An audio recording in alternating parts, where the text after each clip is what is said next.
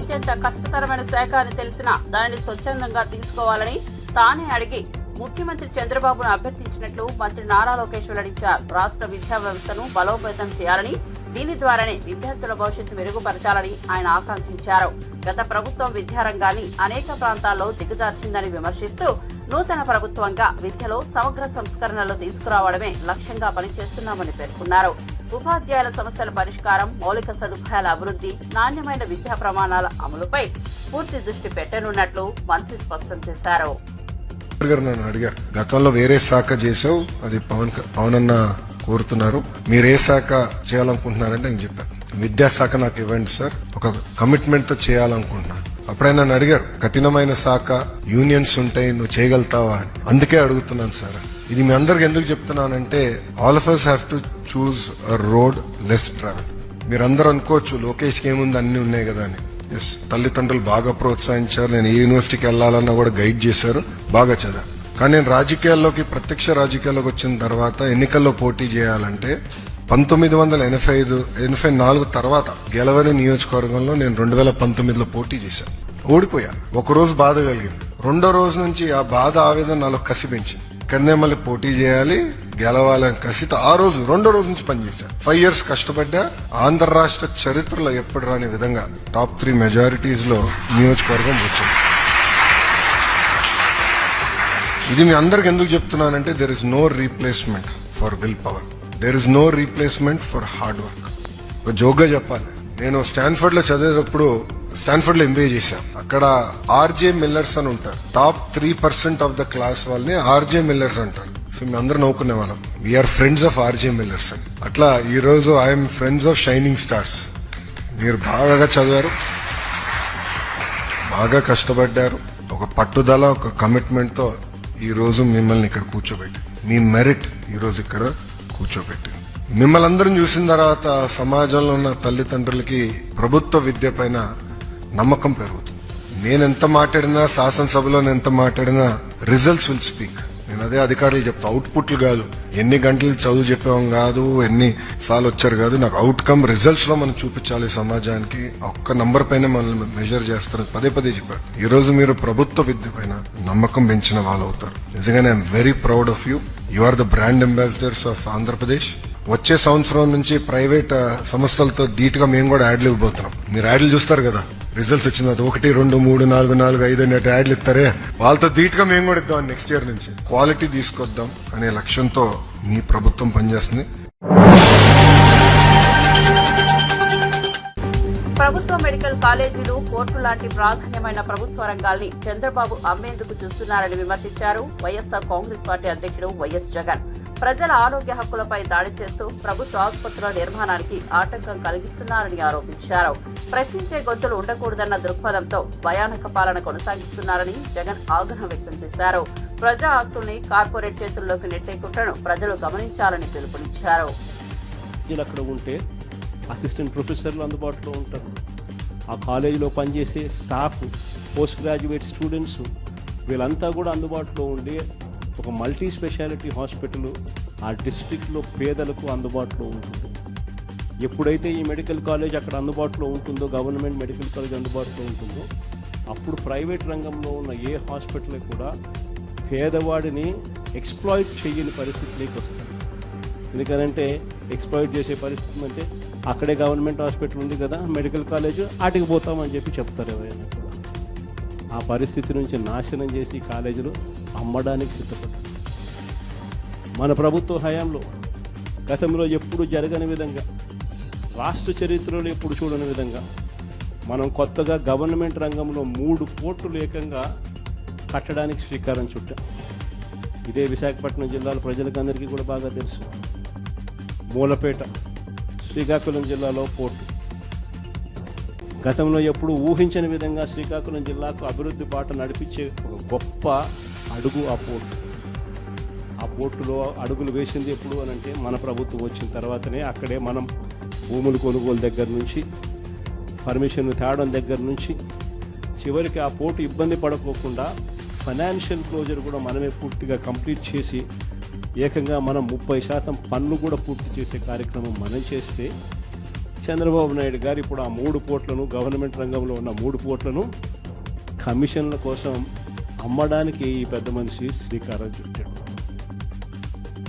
ఇదే పెద్ద మనిషి చంద్రబాబు నాయుడు గారు ఇదే ఉత్తరాంధ్రలో ఎప్పుడు చూడని విధంగా ట్రైబల్ ప్రాంతాన్ని అభివృద్ధి పదంలో మనం నడిపించాం.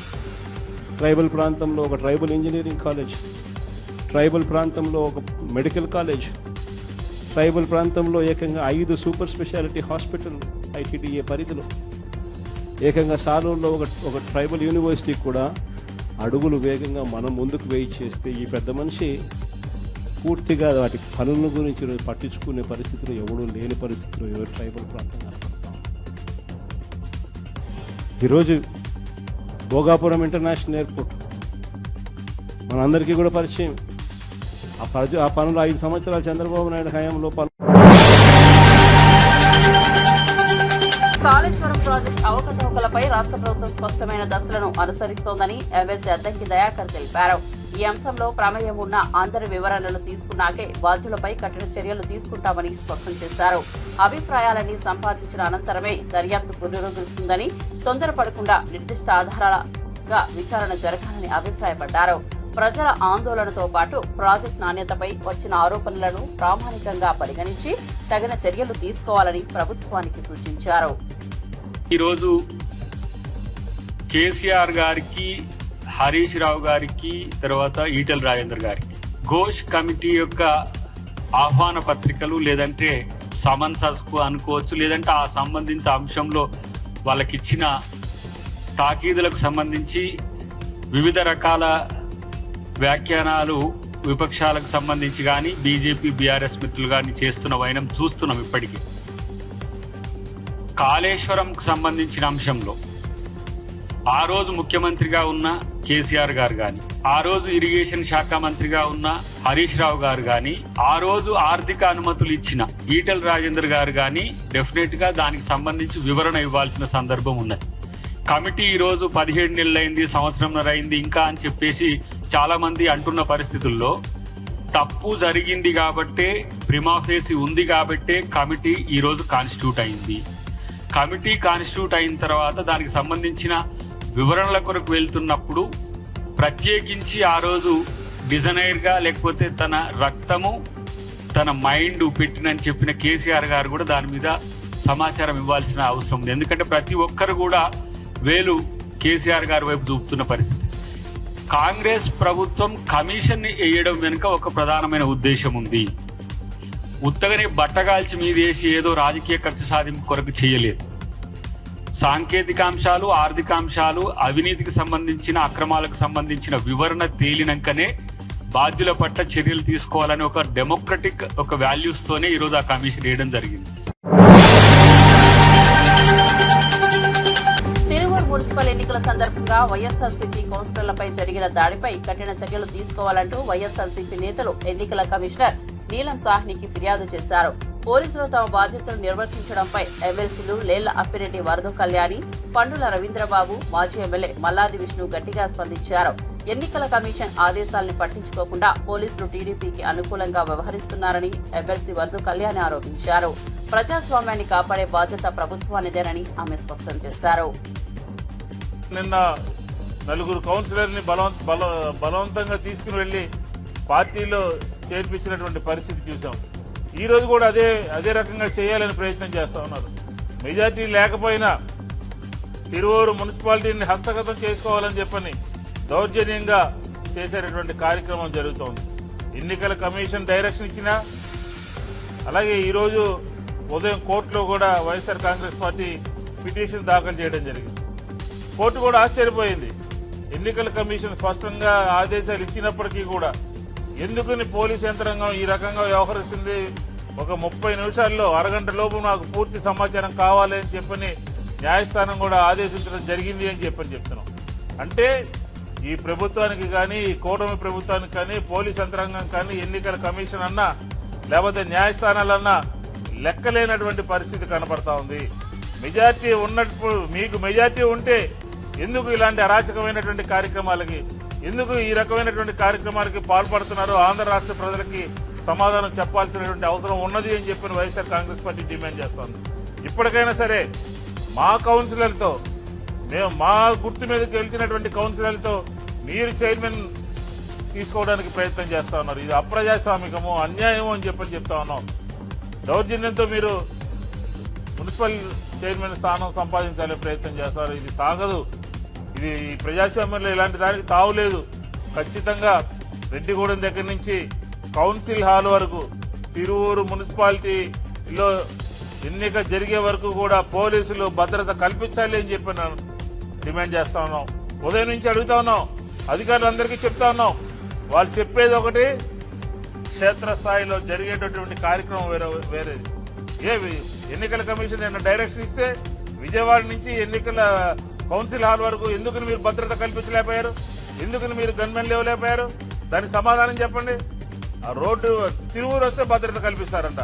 విజయవాడ నుంచి తిరువూరు మార్గ మధ్యంలో కూటమి నేతలు రౌడీజంగా అరాచకంగా రోడ్ల మీద నుంచి ఎవరు వెళ్లకుండా అడ్డుకునేటటువంటి ప్రయత్నం చేస్తున్నారు.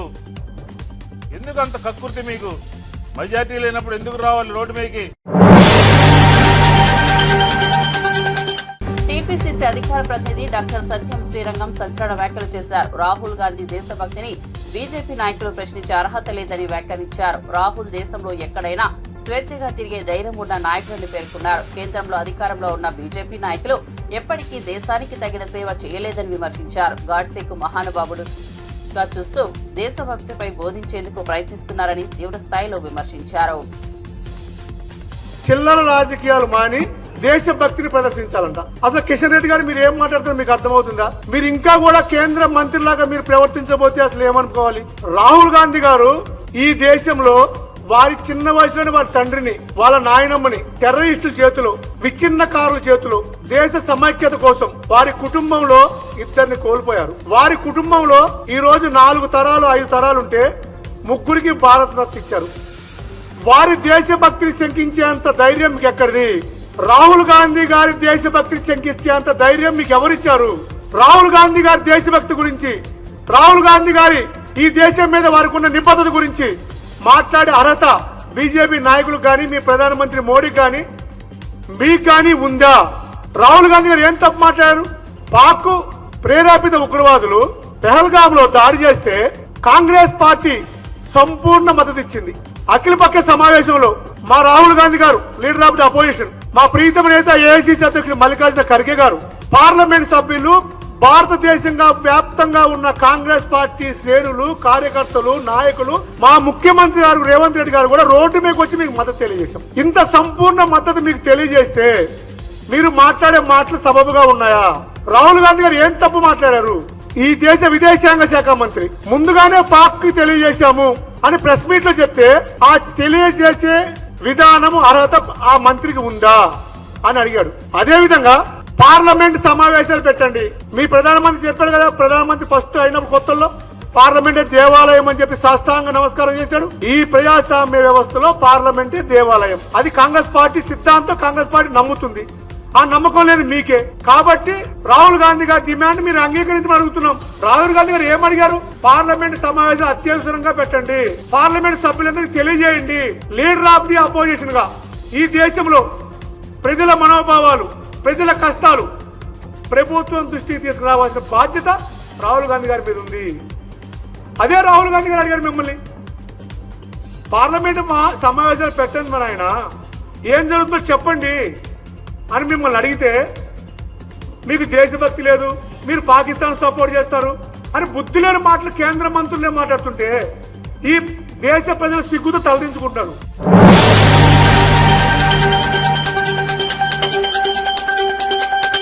తిరువూరు మున్సిపల్ చైర్మన్ ఎన్నికకు వెళ్తున్న వైఎస్ఆర్సీపీ కౌన్సిలర్లకు ఎన్నికల కమిషన్ న్యాయస్థానాల రక్షణ ఆదేశాలు ఉన్నప్పటికీ పోలీసులు వాటిని పాటించకపోవడం ప్రజాస్వామ్యాన్ని కూని చేసినట్లేనని వైఎస్ఆర్సీపీ లీగల్ సెల్ నేత జల్లా సుదర్శన్ రెడ్డి మండిపడ్డారు. తాడేపల్లిలో మీడియాతో మాట్లాడుతూ కౌన్సిలర్లను మార్గమధ్యంలోనే కూటమి పార్టీల గుండాలు అడ్డుకుని దౌర్జన్యాలకి పాల్పడ్డారని, పోలీసులు వారికి అండగా నిలవడమే కాకుండా వైఎస్ఆర్సీపీ నాయకులకి అరెస్టులు పెట్టారన్నారు.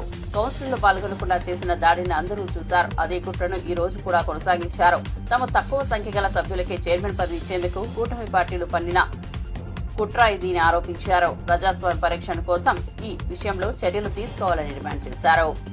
సంబంధిత ఎన్నికల కమిషన్ గారికి ఈ ఒక రిప్రజెంటేషన్ ఇవ్వడం, ఆ రిప్రజెంటేషన్ మీద ఎన్నికల కమిషన్ వారు తర్వాత వివరణ కోరడం, తర్వాత తదుపరి ఒక డెలిగేషన్ వెళ్ళి ఎమ్మెల్యేల డెలిగేషను ఎన్నికల కమిషనర్ స్వయంగా కలవడం, కలిసిన తర్వాత వాళ్ళు కొన్ని మీకు ఏమేమి రిక్వైర్మెంట్స్ కావాలో అవన్నీ కూడా ఇన్ రైటింగ్లో రాయండి, మేము ప్రొవైడ్ చేస్తామని చెప్పినప్పటికీ కూడా చెప్తే దానికి కావాల్సినటువంటి మాకు రక్షణ కావాలి, అక్కడి నుంచి మేము ఎక్కడైతే ఉన్నామో మా సభ్యులు అక్కడి నుంచి వాళ్ళకి తీసుకుని వెళ్ళే విధంగా మాకు రక్షణ ఇవ్వండి అని చెప్పేసి చెప్తే ఎన్నికల కమిషను వాళ్ళకి రక్షణ కల్పించే దానికోసం అని చెప్పేసి సంబంధిత డీజీపీకి ఎన్నికల్లో ఉండేటువంటి కమిషనర్ ఎన్టీఆర్ జిల్లా కమిషనర్ గారికి ఆ ఎన్నికల అధికారులకు అందరికీ కూడా ఒక మెమో ఇవ్వడం జరిగింది. వీళ్ళకి కావాల్సినటువంటి రక్షణ కల్పించండి. నిన్న ఈవినింగే ఎక్కడ ఉన్నారు, ఎక్కడికి పోవాలనేటువంటి పూర్తి వివరాలతో కూడినటువంటి ఒక 3వ రిప్రజెంటేషన్ కూడా నిన్న ఈవినింగ్ సాయంత్రం ఇవ్వడం జరిగింది ఎన్నికల కమిషన్ దాన్ని అన్ని సంబంధిత అధికారులకు అందరికీ కూడా పంపించడం జరిగింది. పంపించినప్పటికీ కూడా ఎక్కడైతే నిన్న జరిగినటువంటి సంఘటనలో భయభ్రాంతులకు గురైనటువంటి కౌన్సిలర్లందరూ కూడా రామవరప్పాడులో ఉన్నటువంటి విజయవాడ పట్టణంలో ఉన్న రామవరప్పాడులో ఒక హోటల్లో తలదాచుకొని ఉంటే వాళ్ళకి అక్కడి నుంచి రక్షణ కల్పించండి అని చెప్తే రక్షణ ఇవ్వనటువంటి పరిస్థితి. ఒక కౌన్సిలర్ ఏమో ఆ తిరువూరులోనే స్థానికంగా ఉంటే ఆమెను కిడ్నాప్ చేయడానికి ప్రయత్నిస్తే ఆమె వెళ్ళి అక్కడ మాజీ శాసనసభ్యులైనటువంటి స్వామిదాస్ గారి ఇంట్లో ఆమె తలదాచుకోవడం జరిగింది. అలాంటి భయంకరమైనటువంటి పరిస్థితులను క్రియేట్ చేస్తే వెంటనే ఎలక్షన్ కమిషన్ ఉత్తర్వులను కూడా బేఖాతరు చేస్తామనేటువంటి క్రమంలో కోర్టును ఆశ్రయించడం జరిగింది. కోర్టు దాన్ని హౌస్ మోషన్గా కోర్టును ఆశ్రయిస్తే హౌస్ మోషన్ మూవ్ చేయడం వల్ల ఆ పిటిషన్ నిన్న రాత్రి ఫైల్ చేసినటువంటి పిటిషన్ ఇప్పుడు 10 గంటలకు విచారణకు కోర్టు కూడా తీసుకోవడం జరిగింది. కోర్టు విచారణ తీసుకుంటే కోర్టు విచారణలో వచ్చినటువంటి ప్రభుత్వ న్యాయవాది కూడా మేము రక్షణ కల్పిస్తున్నాము, అన్ని రకాలుగా మేము ఇస్తున్నాము అని చెప్పేసి కోర్టుకు చెప్పడం. మాజీ ఎమ్మెల్యే గువ్వల బాలరాజు తెలంగాణ సీఎం రేవంత్ రెడ్డిపై తీవ్ర విమర్శలు చేశారు. తన నియోజకవర్గం నుంచి ప్రారంభించిన ఇందిరా సౌరగిరి జల వికాసం పథకానికి పేరు మార్చాలన్న సీఎం వ్యాఖ్యలపై అసహనం వ్యక్తం చేశారు. జరిగిన సభలో దళిత, గిరిజన, ఆదివాసీలకు అన్యాయం జరిగిందని, చెంచుల సమస్యలు వినడానికి కూడా అవకాశం ఇవ్వలేదని ఆరోపించారు. బీఆర్ఎస్ హయాంలోనే ROFR పట్టాలు, చెంచు పట్టణాల భూమిని, దేవాలయ నిర్మాణాలు జరిగాయని గుర్తు చేశారు. కొత్తగా చేశానంటూ రేవంత్ చేస్తున్న ప్రచారం తప్పుడు ప్రచారమేనని విస్మరించారు. నల్లమల యురేనియం త్రవ్వకాలను బీఆర్ఎస్ ప్రభుత్వం నిలిపిందని, ఇప్పుడు మళ్లీ రేవంత్ దృష్టి ఆ వైపే ఉందని హెచ్చరించారు. నేనే అవుతా అన్నట్టుగా, లేకుంటే వచ్చే ప్రభుత్వం ఏదైనా సరే నా ఆదేశాలు పాటించాలన్నట్టుగా మొత్తంగా ఆయన ఒక ప్రకటన చేసి దీన్ని 12,600 కోట్లలో ఈ సంవత్సరం ఖర్చు చేసేది కేవలం 600 కోట్లు మాత్రమేనట. 2030 వరకు ఈ ఆయన ఇచ్చినటువంటి కేటాయించినటువంటి పలకబడ్డటువంటి 12,600 కోట్ల రూపాయలు ఖర్చు చేసే విధంగా నిర్ణయం తీసుకున్నామని చెప్పడం జరిగింది. మేము పంచినటువంటి 6 లక్షల ఎకరాలకు సంబంధించినటువంటి ఈ విషయాన్ని మాత్రం 6,69,000 ఎకరాలకు మేము ROFR పట్టాలు ఇస్తే దాని గురించి ఎక్కడో ఎవరికి కనిపించకుండా ఎట్లయితే వ్యాపారస్తులు కండిషన్స్ అప్లై అనేది రాస్తారో ఆ రకంగా రాసి వదిలేసాను. చేసింది శూన్యం. కానీ గొప్పలు ప్రజాధనాన్ని దుర్వినియోగం చేసి అట్టహాసంగా సభ నిర్వహించుకునే ప్రయత్నమే చేసిండ్రు తప్పిస్తే నిన్న ఆదివాసీలకే కాదు, నా బంజారాలకు, దళితులకు, అక్కడ ఉన్నటువంటి బీసీలకు, పేదలకు ఒరిగింది మాత్రం శూన్యం. ఎవరైనా ఇటువంటి మాటలు మాట్లాడితే వాళ్ళపైన క్రిమినల్ కేసులు పెట్టాలి, వాళ్ళపైన అభాండాలు వేయాలి, వాళ్ళ గొంతు నొక్కే ప్రయత్నం చేయాలనే యావే తప్ప నిజంగా ప్రజలకు ఇచ్చినటువంటి హామీలను నెరవేర్చేటువంటి విషయంలో ఈ ముఖ్యమంత్రి గారికి, ప్రభుత్వానికి ఎంత మాత్రం చిత్తశుద్ధి లేదు అనడానికి ఇదే సాక్ష్యం. అంటే ఆ రకంగా మీరెన్ని నొక్కి పెట్టేటువంటి ప్రయత్నం చేసినా, మీరెన్ని కుట్రలు కుతంత్రాలు చేసి ప్రజల మనసు చెదిరే విధంగా ప్రయత్నం చేసినా, ఈరోజు మీరు అంటున్నారు కదా మా ఆదివాసీలను కొట్టి బంధించి వాళ్ళకి న్యాయం చేయలేకుండా అన్యాయం చేసిండ్రు అని. మీరే కదా నిన్న సమావేశం ఏర్పాటు చేసి మా వాళ్ళని ఎవరికి కూడా సమావేశానికి అనుమతి ఇవ్వకుండా పోలీస్ స్టేషన్లో పెట్టి భయభ్రాంతులకు గురి చేసింది. అటువంటి మీరు ఈరోజు మా నుంచి ఆదివాసీలను, బంజారాలను, దళితులను, పేదలను ఎడవాపేటువంటి ప్రయత్నాలు, కుట్రలు, కుతంత్రాలు ఎన్ని చేసినా ప్రజలకు నీళ్ళేందో పాలేందో చాలా స్పష్టంగా తెలుసు. కేసీఆర్ గారి ప్రభుత్వంలో మా హయాంలో ఎంతైతే ప్రజలకు న్యాయం జరిగిందో, మేము భూమిని చూరుకోవడం కాదు, వాళ్ళకు విద్యుత్ సౌకర్యం కల్పించడం జరిగింది, వాళ్లకు మోటార్లు ఇవ్వడం జరిగింది, రవాణా సౌకర్యాన్ని మెరుగుపరచడం జరిగింది. ప్రశాంతమైన తిరువురులో టీడీపీ గూండాలు విధ్వంసం సృష్టించారని వైఎస్ఆర్సీపీ ఎన్టీఆర్ జిల్లా అధ్యక్షుడు దేవినేని అవినాష్ ఆగ్రహం వ్యక్తం చేశారు. కౌన్సిలర్ ఎన్నికల నేపథ్యంలో టీడీపీ ఎంపీ కేసినేని చిన్ని ఉద్దేశపూర్వకంగా పార్టీ గూండాలను తమపై రెచ్చగొట్టారని మండిపడ్డారు. తమ కారుపై దాడి చేసి పల్టీలు కొట్టేలా చూశారని, తమ ప్రాణాల మీదకు వచ్చిన దాడికి పోలీసులు సహకరించారని ధ్వజమెత్తారు. కోర్టు నుంచి భద్రత కల్పించాలన్న ఆదేశాలు ఉన్నా పోలీసులు పట్టించుకోలేదు. ఈ కౌన్సిలర్లకు మేము రక్షణగా నిలిచాం, దాడిలో పాల్గొన్న వారెవరిని వదిలిపెట్టాం, పోలీసులే రాజకీయ బానిసలుగా మారారని విమర్శించారు. ఈ ఘటనపై న్యాయపరంగా చర్యలు తీసుకుంటామని స్పష్టం చేశారు. చీఫ్ ఎలక్షన్ కమిషనర్ నీలం సాహ్ని గారిని కలిసి ఇలా మా కౌన్సిలర్స్ని ఇబ్బంది పెట్టారు, వేధించారు, భయపెడుతున్నారు, కాబట్టి సాఫీగా ఎటువంటి ఇబ్బంది లేకుండా వాళ్ళు స్వతంత్రంగా ఓటేసే విధంగా మీరు సహకరించాలంటే నీలం సాహ్ని గారు ఒక ఉత్తరం డీజీపీ గారికి రాశారు. ఎక్కడైతే కౌన్సిలర్స్ ఉన్నారో అక్కడి నుంచి కౌన్సిల్ దాకా మీరు వాళ్ళకి రక్షణ కల్పించాలని చెప్పని చీఫ్ ఎలక్షన్ కమిషనర్ గారు ఒక లేఖ రాశారు. ఉదయం పూట మేము పోలీస్ వాళ్ళకి ఫోన్ చేసి మేము నిన్న క్లియర్గా చెప్పాం మేడం 10 మంది కౌన్సిలర్స్ విజయవాడలో ఉంటారు, వాళ్ళు ఎందుకంటే అక్కడ భయపడి ఒక కౌన్సిలర్కి ఆరోగ్యం బాగోలేదు కాబట్టి స్వామిదాస్ గారి నివాసంలో ఆమె ట్రీట్మెంట్ దగ్గరుండి డాక్టర్ దగ్గరుండి ఆమెకి హెల్ప్ చేస్తున్నారు, కాబట్టి మాకు ఈ ప్రాంతం నుంచి తిరువూరు దాకా మాకు రక్షణ కల్పించాలంటే మేడం క్లియర్ కట్గా అదే రాసింది. కానీ ఉదయం పూట నేను సిపి గారికి, అదేవిధంగా అడ్మిన్ సిపి గారికి, డీసీపీ గారికి, ఏసీపీ గారికి ఫోన్ చేసి ఇలా టైం అవుతుంది, మేము బయలుదేరాలి కదా, మాకు ప్రొటెక్షన్ ఇంకా పంపించలేదంటే తిరువూరు ఇంటి నుంచి అంటే కౌన్సిలర్ ఇంటి నుంచి కౌన్సిల్ సమావేశం దాకానే మేము ప్రొటెక్షన్ ఇస్తాం, మేమైతే అక్కడి నుంచి మేము తీసుకురామంటే నేను ఇదిగా చెప్పాను. మాకు నమ్మకం లేదు. అప్పటికే 12వ టోల్ ప్లాజా దగ్గర దాదాపుగా 200-300 తెలుగుదేశం పార్టీ గూండాలు, రౌడీలు పోగయ్యారు మా కౌన్సిలర్ మీద దాడి చేస్తానికి. మీరు మాకు ప్రొటెక్షన్ ఇవ్వండి, ఒక్క ఎస్కాట్ జీప్ ఇవ్వండి చాలు, మేము ఆ కౌన్సిలర్ని మేముగా రాము, మేమే పంపించేస్తాం పోలీస్ ప్రొటెక్షన్ అంటే.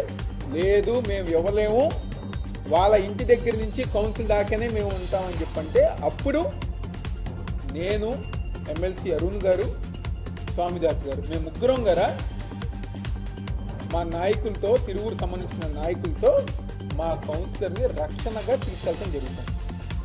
అడుగడుగున BRS MLA Kova Lakshmi CM Revanth Reddy పాలనను తీవ్రంగా ఎద్దేవా చేశారు. గిరిజన ఆదివాసీలపై నిజంగా ప్రేమ ఉంటే వారి మంత్రిత్వ శాఖను అదే వర్గానికి చెందిన నేతకు ఎందుకు ఇవ్వలేదని ప్రశ్నించారు. 24 గంటల కరెంట్ అందిస్తామన్న హామీ బోగస్ గా మారిందని, గ్రామాల్లో పరిస్థితి చూస్తే అసలు వాస్తవాలు బయటపడతాయని మండిపడ్డారు. రుణమాఫీ పూర్తి కాలేదని, రైతు భరోసా చెల్లింపులు నిలిచిపోయాయని ఆరోపించారు. అలాగే తులం బంగారం, పెన్షన్ పెంపు, కేసీఆర్ కిట్, న్యూట్రిషన్ కిట్ వంటి పథకాలు రద్దు చేశారని విమర్శించారు. ఇవాళ ఉచితంగా కరెంట్ ఇస్తున్నామంటారు, జీరో బిల్ అంటున్నారు. ఎవరికి వస్తుందంటే జీరో బిల్లు? ఇవాళ మీరందరూ ప్రెస్ మిత్రులు, మీడియా మిత్రులు, మీరు కూడా గ్రామాలకు వెళ్ళండి. ఈ ప్రభుత్వం ఏం చేస్తుంది? ఇవాళ ఉత్త మాటలు, అబద్ధ మాటలు చెప్పడం అనేది, ఇవాళ వరి పంట, ఇవాళ ఏదైతే కాళేశ్వరం ప్రాజెక్ట్ అంత పెద్ద ప్రాజెక్ట్ కట్టి మూడు పంటలకు నీళ్లు ఇస్తా ఉంటే ఈ ప్రభుత్వం వచ్చిన తర్వాత మరి వాళ్ళు అబద్ధాలు చెప్పుకుంటా పూట గడిపేయడం తప్ప కానీ రైతులకి నీళ్ళు ఇద్దాము, వారికి 3 పంటలు పండించడం అంటే మరి ధాన్యం ఏదైతే ధాన్యాన్ని కొనుగోలు చేద్దాము. వరి పంట ఇవాళ వరి ఎక్కడంటే అక్కడ కుప్పలేసుకొని ఉన్నది. ఏవైతే మన ఇది వడ్లు, మరి వడ్లు ఎందుకు కొనట్లేదండి? ఆ రోజు అసలు వడ్లు కొనడం అనేది 3 పంటలు తీయడము, మరి రైతు బంధు ఇవ్వడం, మరి రుణమాఫీ కూడా ఆ రోజు 1,00,000 రూపాయలు ప్రతి సంవత్సరం కూడా 25,000 చొప్పున ఆ రోజు ఎంతవరకు చేసామో అంతవరకు ఆ రోజు రుణమాఫీ కూడా అయింది. అది రైతులకు అందరికీ తెలుసు. ఇవాళ రుణమాఫీ చేశామని చెప్తున్నారు. రుణమాఫీ ఎవరికైందంటే ఇవాళ గ్రామాలకు రండి, మా గూడళ్ళకు కానీ తాండాలకు కానీ గ్రామాల్లో వస్తే తెలుస్తుంది ఎంతమంది రైతులకు రుణమాఫీ అయింది, ఎంతమంది రైతులకు మన రైతు బంధు వస్తుంది. ఎక్కడ కూడా రైతు బంధు లేదు, రుణమాఫీ లేదు. నిజంగా అంటే ఈ ప్రభుత్వంలో అసలు ప్రజలు ఇవాళ ఎక్కడ పోతే కూడా వాళ్ళే తిడుతున్నారు. ఎందుకంటే ఆ రోజు లేనిపోని ఆ రోజు ఏవైతే మన కేసీఆర్ సార్ ఇచ్చినవంటి మన రైతు బంధు ఎకరానికి 10,000 ఇస్తా పోతే, మరి కాంగ్రెస్ ప్రభుత్వం వస్తే మమ్మల్ని గెలిపిస్తే 15,000 ఇస్తానన్నాడు. 15,000 కాదు, 1 రూపాయి కూడా ఇవ్వట్లేదు. ఇప్పుడు 3వ పంట వచ్చింది ఇప్పుడు వాళ్ళ ప్రభుత్వంలో. ఇప్పుడు 3వ పంటకు కూడా ఇప్పటి వరకు రైతు బంధు ఇచ్చిన దాఖలాలు లేవు. ఎప్పుడు కూడా మే వచ్చిందంటే మరి వాళ్ళ ఖాతాలో డబ్బులు పడ్డాయి కేసీఆర్ గారు ఉన్నప్పుడు. ఇవాళ కేసీఆర్ గారు ఉంటే గిట్ట మాకు డబ్బులు పడుతున్నాయని ఇవాళ ఏ గ్రామానికి పోతే కూడా రైతులు వాళ్ళ పాపం ఎదురు చూసే పరిస్థితి. ఈరోజు ఏవి లేనిపోని చెప్పేసి ఇవాళ కళ్యాణ లక్ష్మి కూడా మరి 1,00,000 రూపాయలతో పాటు మేము తులం బంగారం ఇస్తామన్నారు. ఎక్కడ ఇస్తున్నారండి? కనీసం ఎక్కడైనా ఒక చోట లాంచ్ చేయాలి కదా, మరి అది మాట్లాడలేదు. ఏది పెట్టినా కూడా మరి ఇందిరమ్మ ఇల్లు అంటున్నారు. ఎవరికి ఇస్తున్నారండి ఇందిరమ్మ ఇల్లు? కాన్స్టిట్యున్సీకి 3,500 ఇల్లు పెట్టుకొని మరి దాంట్లోనే కొన్ని. తెలంగాణలో మిస్ వరల్డ్ పోటీదారులు పర్యటిస్తున్న నేపథ్యంలో వారిని 125 అడుగుల డాక్టర్ బిఆర్ అంబేద్కర్ విగ్రహం వద్దకు తీసుకువెళ్లకపోవడంపై బీఆర్ఎస్ సీనియర్ నేత మాజీ ఎంపీ బోయిన్పల్లి వినోద్ కుమార్ ఆగ్రహం వ్యక్తం చేశారు. రాష్ట్ర ముఖ్యమంత్రి రేవంత్ రెడ్డి ప్రణాళికలో ఈ విగ్రహాన్ని విస్మరించడమేనని ఆయన ఆరోపించారు. అంబేద్కర్ వంటి మహానేత యొక్క స్మారక విగ్రహాన్ని ప్రపంచ దృష్టికి తీసుకురావాల్సిన అవసరం ఉన్నప్పటికీ మిస్ వరల్డ్ టీంను అక్కడికి తీసుకువెళ్లకపోవడం అనేది కాంగ్రెస్ ప్రభుత్వ వైఖరిని చూపిస్తోందన్నారు. ఇది ఆత్మగౌరవాన్ని తక్కువ చేస్తోందని పేర్కొన్నారు. మిస్ వరల్డ్ కాంటెస్టెంట్స్ అందరూ కూడా చాలా దేశాల నుండి వచ్చారు. అదే యంగ్స్టర్స్, వాళ్ళకి ఏం చెప్పాలి? భారతదేశం ప్రపంచంలో ఒక గొప్ప ప్రజాస్వామ్య దేశం, అన్ని దేశాల కంటే పెద్ద ప్రజాస్వామ్య దేశం. స్వాతంత్రం వచ్చిన నాటి నుండి నేటికి 75 సంవత్సరాలు నిండినటువంటి ఈ గొప్ప దేశాన్ని, రాజ్యాంగాన్ని రచించినటువంటి ఆ మహానుభావుని విగ్రహం అంత గొప్పగా మరి తెలంగాణ రాష్ట్ర ప్రభుత్వం కేసీఆర్ గారి నాయకత్వాన్ని నిర్మించినప్పుడు మరి ఈ ముఖ్యమంత్రి, నేటి ముఖ్యమంత్రి రేవంత్ రెడ్డి గారు దాన్ని ఎందుకు విస్మరించినని నా సూటి ప్రశ్న. ఆమె లాయర్ బై ప్రొఫెషన్. ఇంత ప్రజాస్వామ్య దేశంగా తీర్చిదిద్ది అభివృద్ధి చెందుతున్న దేశంగా తీర్చిదిద్దడానికి గల కారణం మన రాజ్యాంగం. ఆ రాజ్యాంగాన్ని నిర్మాత అయినటువంటి డాక్టర్ బిఆర్ అంబేద్కర్ గారి విగ్రహము వాళ్ళు రోజు 36 సార్లు అటే తిరుగుతారు. దాన్ని ఎందుకు చూపిస్తలేవు మిస్టర్ రేవంత్ రెడ్డి గారు? నా సూటి ప్రశ్న. అందుకోసం నేను ఈ రోజు డిమాండ్ చేయదలుచుకున్నాను, ఈ ఐటనరీ మీరు ఇచ్చినటువంటి ఐటనరీ మొత్తం చూసినా ఏమైనా ఇయ్యాలి కాకపోతే రేపు పోతారా, రేపు కాకపోతే ఎల్లుండి పోతారా, ఎల్లుండి కాకపోతే ఎల్లుండి పోతారా, ఎప్పుడు పోతారని ఇన్ని పేపర్లు మొత్తం చూస్తే ఎక్కడ కూడా అవపడలేదు. 31వ తారీఖు నాడు గ్రాండ్ ఫినాలే ఉంది. తర్వాత 2వ తారీఖు నాడు రాజ్ భవన్ కి ఎవరైతే మిస్ వరల్డ్ గా డిక్లేర్ అవుతారో మరి వారు మరి ఇంకా మిగతా వాళ్ళని తీసుకెళ్లి గవర్నర్ గారితో దీనికి విందని చెప్పి కూడా దీంట్లో ఉంది. ముగింపుది కూడా ఉన్నది. ఇన్ని పేజీలు తిరిగేస్తే కూడా నాకెక్కడ కూడా డాక్టర్ బిఆర్ అంబేద్కర్ గారి విగ్రహాన్ని చూపిస్తామని చెప్పి ఎక్కడ లేదు. కాబట్టి ఈ పత్రికలతో మిత్రులతో నేను మాట్లాడుతున్నాను. నా డిమాండ్ ఏంటంటే ఇంకా సమయం ఉంది, సమయం తీసుకొని ఈ కాంటెస్టెంట్స్, మిస్ వరల్డ్ కాంటెస్టెంట్స్ వివిధ దేశాల నుండి వచ్చారు. వాళ్ళు ఎందుకు చూడాలని అంటున్నంటే వాళ్ళు they are brand ambassadors of different countries. వివిధ దేశాల నుండి వచ్చిన వాళ్ళు. కాబట్టి మన దేశానికి ఇంత గొప్ప రాజ్యాంగాన్ని రచించినటువంటి ఆ గొప్ప మహానుభావుడు డాక్టర్ బిఆర్ అంబేద్కర్ గారి విగ్రహాన్ని నువ్వు ఎందుకు చూపించలేవు అని నా సూటి ప్రశ్న రేవంత్ రెడ్డి గారు. సమయం ఉంది, ఈ తప్పిదాన్ని మీరు దిద్దుకోవచ్చు. కాబట్టి వెంటనే ఈ 2వ తారీఖు లోపట వాళ్ళని డాక్టర్ బిఆర్ అంబేద్కర్ స్టాచ్యూని చూసే విధంగా ఏర్పాట్లు చేయాలని చెప్పి నేను డిమాండ్ చేస్తున్నాను. పార్వతీపురం టీడీపీ ఎమ్మెల్యే బోర్ల విజయ్ చంద్ర అవినీతి అక్రమాలపై మాజీ ఎమ్మెల్యే ఆలజంగి జోగారావు తీవ్రస్థాయిలో విమర్శలు చేశారు. రెవెన్యూ రికార్డుల టెంపరింగ్ కోసం ఎంఆర్ఓ జయలక్ష్మిని 3 నెలలుగా వేధించారని, ఆమె ఆ ఒత్తిళ్లను తట్టుకోలేక సెలవుపై వెళ్లిపోయినట్లు ఆరోపించారు. బడిదేవకొండ వద్ద మైనింగ్ స్థానికులు అభ్యంతరం చెప్పినా ఎమ్మెల్యే పట్టించుకోలేదన్నారు. రేషన్ డీలర్లు, అంగన్వాడీ ఉద్యోగాల నియామకాల్లో అవినీతికి పాల్పడ్డారని, పత్రికల్లో వచ్చిన ఆరోపణలు నిజమేనా అని నిలదీశారు. సాయంకాలము ఆ తర్వాత మరుసటి రోజైనా సరిదిద్దుకుంటారేమో అని ఆలోచనతో నేనేమో చూసి ప్రశాంతంగా ఉండడం జరిగింది. అయితే ఈలోపు సాయంకాలం 7 గంటల టైంలో ఎవరో కొంతమంది పెద్దలు సలహా మేరకు ఆయన ఏమో ప్రెస్ మీట్ పెట్టి ఆయనే అడ్మిట్ అయ్యారు. ఏమని, నేను వాట్సాప్ కాల్ చేయడం వాస్తవము, నేను తిట్టడము మందలించడము వాస్తవము అని చెప్పడం జరిగింది. అయితే చెబుతూ అక్కడితో ఆగలేదు. ఏమని, నాకు ఆమె సోదరులు లాంటిది అయ్యి నేను ఆవిడ నుంచి చెబుతాను, ఆమె నాకేదో పనిచేస్తుంది, ఆవిడతో మంచి చేయిస్తాను తప్ప ఈ ప్రాజెక్ట్ చెప్తే బాగుందని నేను భావించాను. కానీ ఆయన ఏం చెప్పారంటే, ములగ అనే గ్రామంలో 2 లక్షల రూపాయలు లంచం తీసుకుంది. ఆ లంచం ఇవ్వనందుకు, లంచం ఇచ్చి పని చేయనందుకు నేను మందలించడం జరిగిందని మాట చెప్పడం జరిగింది. అదేంటి, ఒక డిజిటల్ సిగ్నేచర్. నేను కొంచెం అవగాహనతో డిజిటల్ సిగ్నేచర్ని ఒక ఎమ్మెల్యే చెప్తే ఒక ఎంఆర్ఓ గారు ఎందుకు పెట్టలేదు? అది పేద ప్రజలు కదా, రైతులు కదా, అసలు ఇందులో ఇంకేమైనా ఉందా అని ఆలోచన చేశాను. అయితే దాని మీద గతంలోన నేను విశ్లేషణ చేస్తే, గతంలోన భావన అనే సబ్ కలెక్టర్ గారు మీరు ఆర్ఓఆర్ కండక్ట్ చేసి మీరు ఆన్లైన్ పెట్టండి అని చెప్పి దానికి ఒక డైరెక్షన్ ఇవ్వడం జరిగింది ఎంఆర్ఓ గారికి. అయితే ఇచ్చిన తర్వాత ఎవరైతే ఆ ఎస్ఎఫ్ఏలో ఉన్న హక్కుదారుడు హైకోర్టుకి వెళ్ళి ఆయన కోర్టులో ఎదుర్కోవడం జరిగింది. అయితే కోర్టులో ఉన్న భూమిని లేదా ఖనన కాని భూమిని ఆన్లైన్లో పెట్టమను ఎంతవరకు సమంజసమని నేను ఎమ్మెల్యే గారి సూటిగా అడుగుతున్నాను. ఎందుకంటే అది రైతుల భూమి అయితే, అది నిజంగా రైతులకు సంబంధించింది అయితే, ఎస్ఎఫ్ఏలో ఉన్న రైతు నాదని క్లెయిమ్ చేస్తున్నప్పుడు పూర్వపరాలు పరిశీలన చేయాల్సిన బాధ్యత సంబంధిత అధికారులు కాబట్టి ఆమె పరిశీలన చేసి చెప్తామని చెప్పడం జరిగిందనేది నాకుండే సమాచారం. అదే కాకుండా ఇంకా లోతుగా వెళ్ళను